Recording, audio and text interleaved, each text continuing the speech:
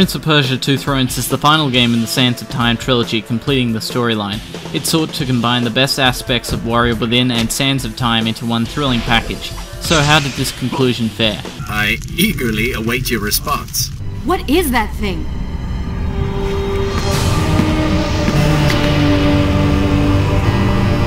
It's the Vizier! If you've played the other two games by now, you already know that the narrative is excellent. After the success of Sands, another story was pulled out of thin air using some of the original game's aspects to construct it. Unfortunately, in Two Thrones, Ubisoft did this again and made a fundamental flaw. When a story is planned from the start, generally things work themselves out. Two Thrones got a little messy. In Sands of Time, the prince invaded the Maharaja of India's kingdom and defeated him with only a small company of men.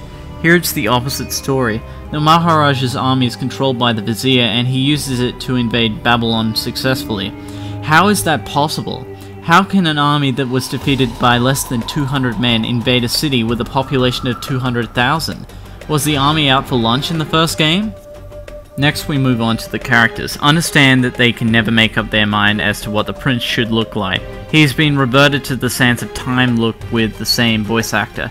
It's going to confuse everyone because his character is dramatically altered, particularly when he converses with the addition known as the Dark Prince, which is essentially the same thing as the Shadows in Persona 4, his true nature.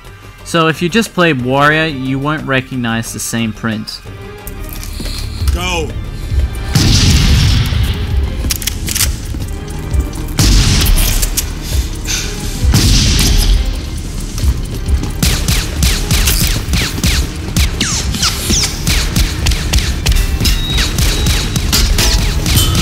Next on the chopping block is Kalina. What happened here? Did she go back in time before the plastic surgery? Her voice actor is dramatically different too and narrates the whole game.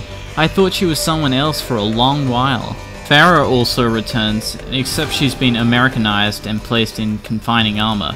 Her role is far less significant for one reason. She only ever appears in cutscenes, which means she won't assist you in combat or follow you around. In fact, in one instance she deliberately ran away from me when the fight started. Then there's the Vizier, and he looks younger. Did he turn back time too? As for the new story, the same kinds of events from Sands of Time transpire, except it's far less immersive. If you aren't a fan, you won't be too turned off, but as I stated above, those that have already played the first two games will be puzzled. Graphically, the game took some wrong turns. It actually looks worse than Warrior Within, I'm not lying. The first annoyance is the bloom effect. It becomes difficult to see over all of that bright light, and turning down the gamma or contrast makes it worse. The character models are ridiculous. Farah has eyes like Dobby and her ponytail flicks through her skull. Weapon models are just... wow. Take a look at this. Is it a cutout? What's going on here? Why didn't the developers just do this instead? And look at what happened to the Dagger of Time.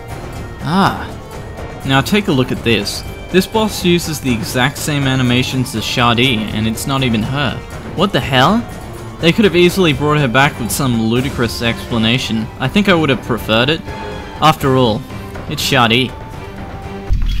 Blue? That's not my favorite color.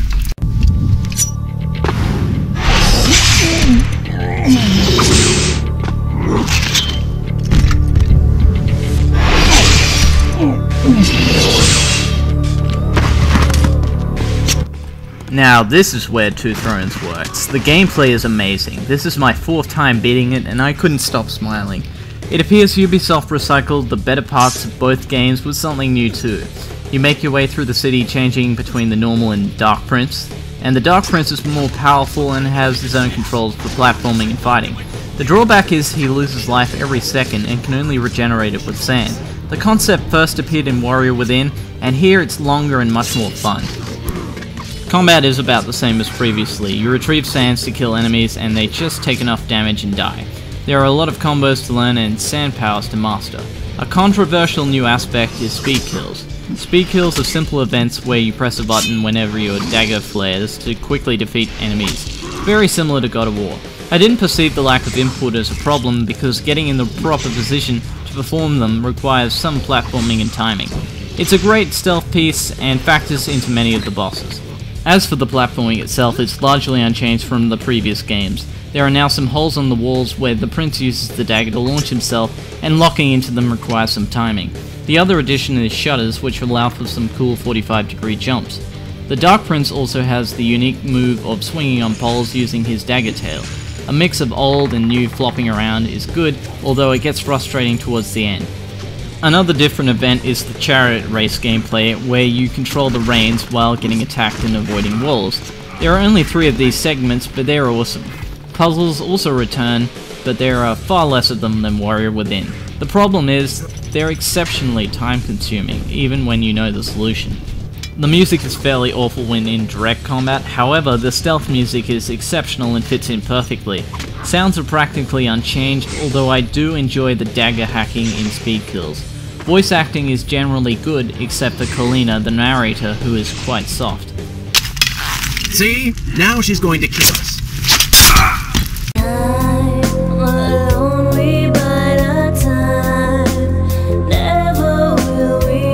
Two Thrones is a sound conclusion to the Sans trilogy. To me it appears as though Ubisoft had an identity crisis with this game and was trying to make it too many things in the process. They worked incredibly hard to preserve what made the other games great, but had some obvious problems. For those that have never played any Prince of Persia before, it's still a very entertaining experience because it has the best gameplay of the 3, just not with the same story and environment that fans are familiar with.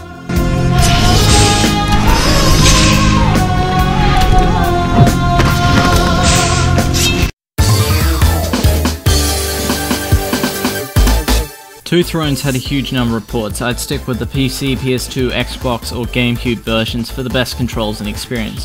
The Wii and PSP versions, called Rival Swords, are fine, but the controls or graphics may be odd.